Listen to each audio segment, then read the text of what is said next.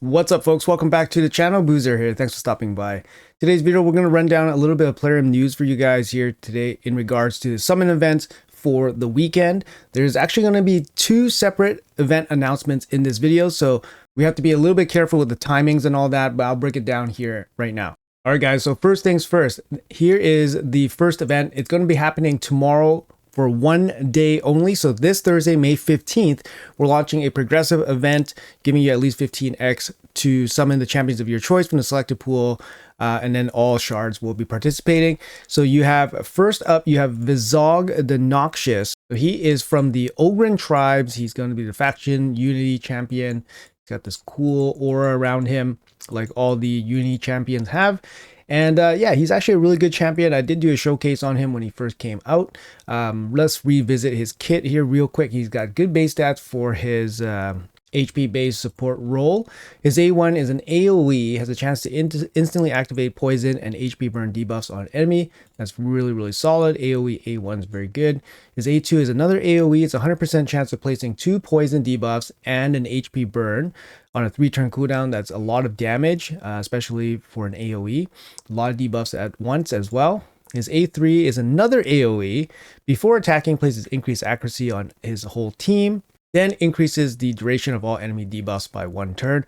Also decreases the duration of all ally debuffs by 1 turn. So it's a kind of a soft cleanse for your own team, and it's an extension on the enemy team, and it's an increased defense as well. It's on a 3-turn cooldown as well. So let's check out the faction ally bonuses here. So one ally, you get a increased speed buff on all allies. So now it becomes increased accuracy, increased speed. That's really nice on a 3-turn cooldown. 2 allies, you got increased the duration and decrease the duration, increased to 2 turns instead of 1 turn. I mean, at this point, it's pretty unheard of value. And with 3 allies, it becomes a heal by 5% of this champion's max HP, heals them by additional 2% up to 50% for every enemy debuff that has their duration increased and every ally debuff that has its duration decreased. Yeah, so it's going to be a massive heal, a massive increased, decreased duration, increased speed if you have all of these allies on the same team. Just a huge support ability on a 3-turn cooldown. His passives increases each ally's accuracy by 10 for each HP, burn, and poison debuff on the enemy team. If there are multiple champions, blah, blah, blah. I mean, we're looking at, if he lands 3 of these on, everyone, all the enemies, that's going to be 3 times 4, 3 times 5, so an extra 150 accuracy, potentially. That's a lot, right? Bonuses here, 1 ally, HP burn poisons, deal 30% more damage, increases damage dealt by allies for each HP burn and poison on a target. HP burn and poison debuffs placed by allies cannot be removed, stolen, or transferred. So yeah, this guy's a great support champion. He can boost damage, he can heal your team, he supports your team with good buffs, he can do damage himself, and then his aura, of course, speed in all battles here for Ogren and 30% HP. Yeah, he's a really strong champion. I've tested him. He can, with Ogrens, at that time during the playtest, with Ogren team, he can solo hard 10 dragon with the gear I had at that time.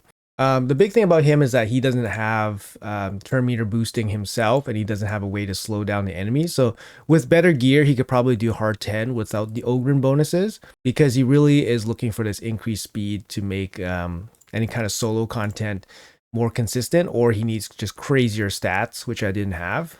In any event, he's one of the better Ogren tribes for sure. Anyways, guys, let's move on to the next faction Unity champion. So that's going to be the theme of this progressive event, pool of champions that will be happening tomorrow. Now here's one of the bigger ones for the faction Unity champions. We have from the Lizardmen, we have the one and only Legate Tox. Legate Tox here, one of the best faction Unity champions for PvE and PvP. He's probably more of a more balanced one because he can be used in both, although he might not be the best in both. I think for PvP, he's, there's probably going to be better faction Unity champions. I can think of Volcanos being one of the better ones. But Legate Tox is probably one of the best for PvE content. Like, he's really good in Chimera, Hydra, but he's no slouch in PvP as well. He brings a lot of damage himself. He can do a lot of damage himself, but he also boosts your team damage as well. So his A1 is a double hit. The ally with the highest crit damage will team up with him and attack. The damage dealt by this champion and the ally will increase by 10% for each debuff on the target. Now, this increase in damage is pretty crazy, right? So that's where the damage boosting ability really goes off on him. His A2 here is a triple hit, single target. It ignores 10% of the target's defense for each debuff on the target up to 50% ignore defense. His attack will also increase up to 50% as well. If he kills somebody, he's going to get an extra turn.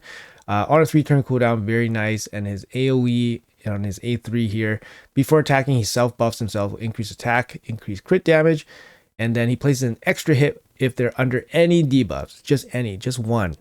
Very, very powerful ability here. And of course, with more faction allies, it gets even stronger. He starts ignoring strengthen, ally protection, shield. The 2 faction allies really strong because now he can block revive, which is nuts. And the 3 faction allies, he deals more damage. But a lot of times for PvE, at least, you're probably just going to use the A1 and bring in, your other champion. So now you have 2 champions, very high damage, and now their damage is being cranked up to 100%. Just by using his A1. So his A3 doesn't really get used too often, so you technically don't really need to team him up with the Lizardman for him to be super useful. His passive here fills this champion's turn meter by 5% whenever an enemy or an ally receives a debuff. This is actually really fun and powerful passive for him. Technically, you could build him a little bit slower because he's going to get a lot of turn meter a lot of times. He has a chance to counterattack if you have an ally. He receives less damage if you have allies, and then he becomes immune to sheep. Now, this one it's a little bit less important, I think. Obviously, it's more important for PvP, but it's kind of a way to protect him from getting sheeped if you start building teams to land debuffs, which is really good, right? Because it protects your whole team, not just himself. So really, really great faction unity champion here. Obviously a menace with Lazurius in those Lizardmen only teams for Siege. Great champion overall, going to be highly, highly sought after. Moving on to the next faction unity champion up for grabs tomorrow is going to be Bolant, the Free Walker. So Bolant here, I did again do a showcase on him as well. He's actually a super solid champion. He looks kind of boring. That's probably why he doesn't get too much love or coverage or hype. But he's actually a really solid champion. He brings speed in arena here, brings extra accuracy to the Skinwalkers, and Skinwalkers is a pretty good faction. They got pretty good faction here for a lot of content. His A1 is a double hit. His second hit will heal, and then he has a 10% chance at extra turn, so he's going to be doing lots of healing. His A2 here is a single target, decrease defense, but it's actually an AoE decrease defense. So it's kind of an interesting, conditional hit or situational hit here. First, it hits one enemy, and then after attacking the initial enemy, then attacks all enemies. So it's not just a straight AoE. So there's some situations where this is advantageous or disadvantageous. Is that a word? I'm not too sure. But conditionally, this could be good or bad. His A3 here is a double hit, 100% chance to place stun. It's on a 3-turn cooldown. Very annoying, of course. 3-turn cooldown AoE stun. Low value when you compare it to Arman's, for example, but Arman's is another level, but still okay value, right? In terms of his bonuses here, you got the faction ally 1 has 100% of removing all buffs from the ally. So it becomes a strip and then an AoE stun. Very, very powerful. 2 allies fills the turn meter for each stun. So that's up to 60-75% potentially. And then 3 allies, this skill will ignore 50% of the target's resistance, making accuracy requirements a little bit easier. This ability can be very, very strong. Control and then boost your own turn meter, and it's a strip as well. Very, very annoying ability. His passive here, when an ally uses a multi-hit skill, each subsequent hit after the first deals more damage. So that's probably what his A2 is trying to do, is benefiting a little bit from his passive because the subsequent hit will get a little bit of extra damage. In terms of the bonuses here, whenever an ally hits an enemy, has a 10% chance of placing stun, so any ally will get that bonus. Whenever an ally inflicts a crit, fill the turn meter by 5%. That's pretty solid. And then 3 allies will ignore 30% of defense against enemies under stun. So it's a nice support passive here, giving your entire team a little bit of extra juice for all their abilities. He's boosting their damage as well with the multi-hits and also this bonus here. Yeah, I would say a very solid faction unity champion. He gets I've seen him play in a live arena sometimes. Like he gets picked, and then yeah, not too bad, right? He has the speed in arena battles as well. You pair him up with one ally, you can actually do pretty good because he becomes a strip champion as well. So definitely not the worst, but a little bit less hype on this champion, Bolant, but still good champion overall. All right, guys, let's take a quick look here at Aragaz Wild King. He is going to be the Orc faction unity champion. He brings defense in all battles and HP for the Orcs. His A1 here, single target hit, heals all allies with 50% less HP back to 50%. That could be potentially a massive heal here. It is a damage boosting skill. It looks like you get 30% from books, quite a bit of damage. His A2 is a single hit, attacks one ally. Okay, so it hits one ally. The damage dealt is equal to 50% of the target's current HP. So you chop off their HP, then you place a shield buff on the ally for 2 turns. The value of the shield is equal to the amount of HP that ally is missing.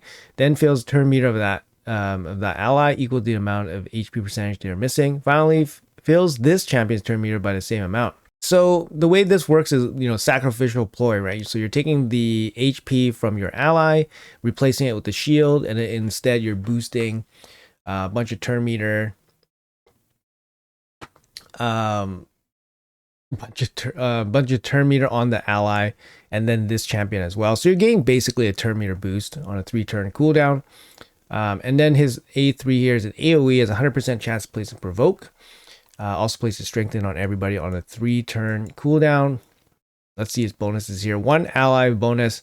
This champion is immune to block active skills and cooldown increasing effects.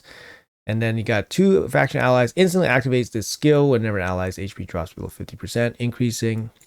Instantly activating this event. This skill will not place it on cooldown. So he instantly activates this AoE provoke and strengthen. Whenever any ally drops low. That's kind of cool. I mean, any kind of instant effect is good. His A3, provoke debuffs placed by this skill cannot be resisted. Okay, so AoE control. His passive here, allies under 50% or less HP deal 30% more damage. So that's kind of like the idea behind him. You're going to be, sacrificing your HP on your team, and then you're going to do, you're going to get a big bonus. You're going to get bonus damage, right? Allies with 50% or less also receive 30% less damage. Whenever an ally or enemy dies, increase the stats of all allies by 5%. Whenever an ally kills an enemy, grants an ally instant turn. That's really nice, actually. But honestly, overall, I'm not a huge fan of how he requires so much setup. Like, for example, his A2, there's not too much benefit from it other than trying to set up his passive. Like, you're trying to get your team and ally into beneficial situations to take advantage of his passive, basically. This ability is good. It's on a 3-turn cooldown, strengthen, AoE provoke 100%. And then the fact that it instantly activates and is irresistible, potentially, can be quite strong. The passive can be quite annoying because they receive quite a bit less damage to get quite a bit more stats. But I think overall this guy is probably one of the worser ones because he just needs too much setup to be really, really beneficial. Let's quickly move on to the voids. So that is the faction unity boost or selection for tomorrow. So in terms of the voids here, we got from the Lizardman, we got Sulfurion. Very good champion. I use this guy on both my accounts. He's got an AoE HP burn here, providing a shield. His passive allows the HP burn being applied to basically also provide a turn meter boost and an increased speed here as well. He also brings he also brings a heal as well from the HP burn. He also brings a team-wide heal here and an A1 turn meter boost. HP in all battles. Pretty okay base stats, okay base speed. He's a good champion. I use him as a turn meter booster and also as a stone skin breaker because the HP burn can break the stone skin. He's good in Chimera, he's good in Hydra. He's generally, kind of a total package champion when I think about total package champions because he can do damage, he can heal, he can revive, he can provide additional ways to stay alive. Yeah, he definitely does a lot. Great champion, great void champion. So yeah, he's going to be up for grabs for that progressive tomorrow. And then we have from the Ogren tribes, we have Grazur. So Grazur here, Very good champion as well as an AoE attack with the shield for everybody. It's another AoE attack with the heal, increased duration of all buffs as well, enemy max HP hit as well. And then his A3, another AoE, placing provoke, also places increased resistance and increased defense on a 3-turn cooldown. So good abilities overall, can deal max HP damage as well for some additional damage.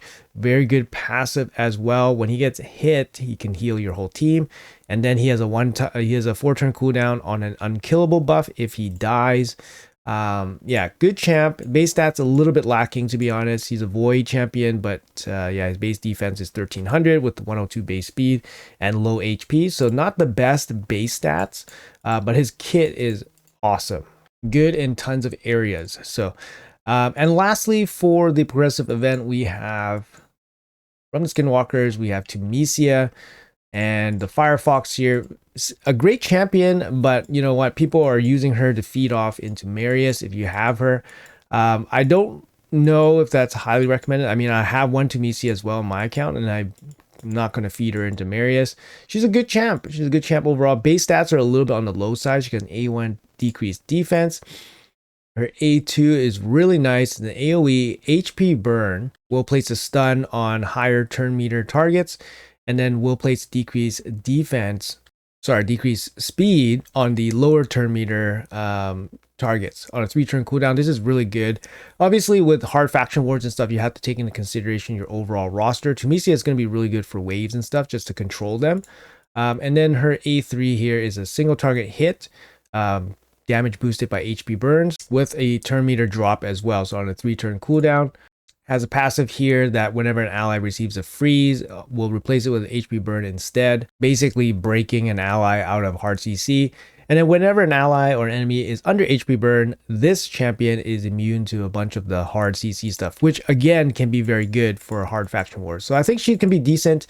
I don't think she can, you know, she's straightforward like food for Marius or anything like that. So I would at least keep one hanging around just to handle some hard faction war content. But anyways, guys, that's going to be the progressive event happening tomorrow. It's only going to be 24 hours only, so make sure you guys pay attention to the timing of it all. Quickly going into the player and play calendar here, you see the 15th. It's going to land in this kind of dead zone land here, or during the fusion's calendar. It's not going to be part of the fusion, so keep that in mind. So if you guys are pulling for this progressive event, it's not going to be part of the fusion. It's not going to be part of the champion chase. It's just a naked 24-hour event. Now there is an announcement for the weekend event, and that is going to be right here above my head. So it's going to be a 2x boost for void shards. We did anticipate this, guys. And it's going to be an additional 10x boost for the new champion Niami, Spear of Nyresa. It's a very, very interesting event. It's also going to be part of the champion chase. So 2x boost for void shards is during a champion chase, you get some decent value from that. And on top of that, you get the 10x boost on a specific champion. So Niami, one of the brand new champions available from the Sylvan Watchers. Now, quickly going over Niami's kit here. She's actually a very solid support champion, very high base defense. She is void affinity, of course. She comes with an A1 here, decreased attack, decreased crit rate, 75% with chance when fully booked to have these debuffs cannot be resisted or blocked. Otherwise, you still need accuracy to land them. Yeah, I mean, it's a pretty interesting A1. Probably good for bosses and all that. Decreased attack. Her A2 here is a 4-turn cooldown when fully booked. Single enemy hit. If the target has 50% HP or less, this attack is always critical. Will ignore 50% of the target's defense, which is pretty massive. Also, it places a shield on all allies. The value of the shield is equal to the difference between the target's current HP and the target's max HP. If it's a boss, it's based on defense instead. So this shield could potentially be very high if the target she's attacking has very low health, for example. From what I've seen from other test videos, the shield can be very, very large. So I think the scaling on this can be is very strong. If the target is killed, also reduces the cooldown of all ally skills by 2 turns. So that's very, very good. You can kind of build her maybe no crit rate or low crit rate just because to take advantage of this and only really use this ability to kill off enemies. That can be really interesting.